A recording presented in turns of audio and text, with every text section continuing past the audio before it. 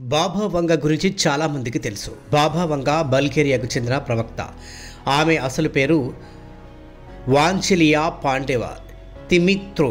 1911లో జన్మించిన బాబా వంగ 12 ఏళ్ల వయసులో దుమ్ము తుఫాన్లో శాశ్వతంగా చూపు కోల్పోయింది. అప్పటి నుంచి ఆమె భవిష్యత్తును చూడడం ప్రారంభించింది.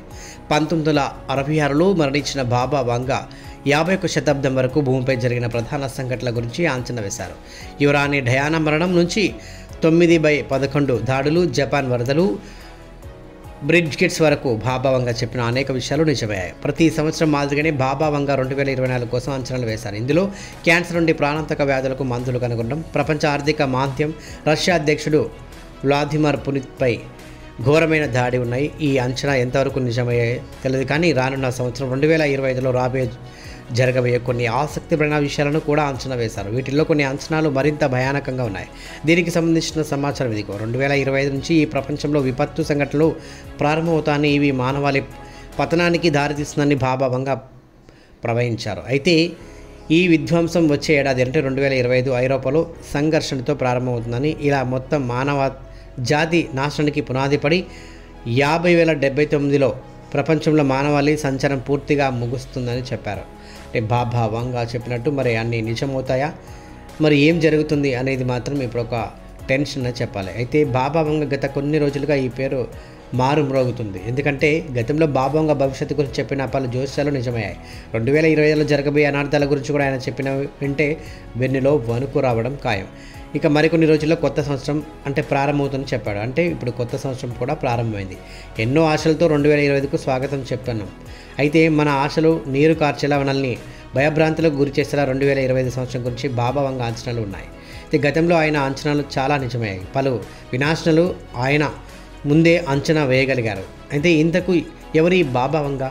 బాబా వంగ గతంలో చెప్పిన ఎన్నో అంచనాలు నిజమయ్యాయి, భవిష్యత్తులో జరుగుతాయని ఆయన చెప్పినవన్నీ నిజంగా జరిగాయి. 2025 సంవత్సరానికి సంబంధించి బాబా వంగ చెప్పిన అంచనాలపై ఇప్పుడు తీవ్ర భయాందోళనలు వ్యక్తమవుతున్నాయి. 2025 సంవత్సరం ఎన్నో ప్రమాదాలతో నిండి ఉంటుందని ఆయన చెప్పారు.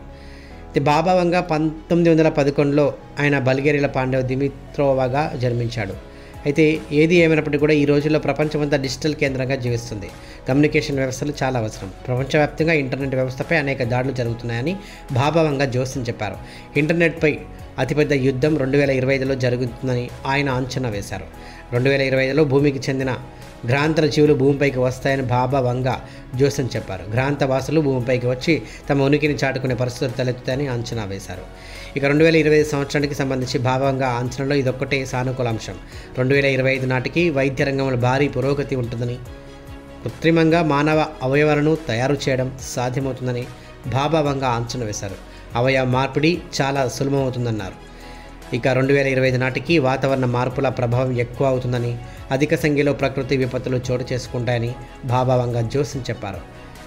శీతోష్ణ స్థితిలో భారీ మార్పులు ఉండవచ్చని, మన భూమి కక్షలో మార్పు వస్తుందని, ఇది పెద్ద విపత్తులకు దారితీస్తుందని బాబా వంగ అంచనా వేశారు. ఇక ఐరోపాలో పెద్ద ఎత్తున సంఘర్షణలు జరుగుతాయని బాబా వంగ జోస్యం చెప్పారు. 2 దేశాల యుద్ధాలు చాలా రోజులు కొనసాగుతున్నాయన్నారు. బాబా వంగ చెప్పింది రష్యా ఉక్రెయిన్ యుద్ధం గురించినని ఇప్పుడు అంతా అనుకుంటున్నారు. బాబా వంగ అంచనా ప్రకారం 2025లో అణు సంఘర్షణలు కూడా జరుగుతాయని చెప్పేసి అంటున్నారు.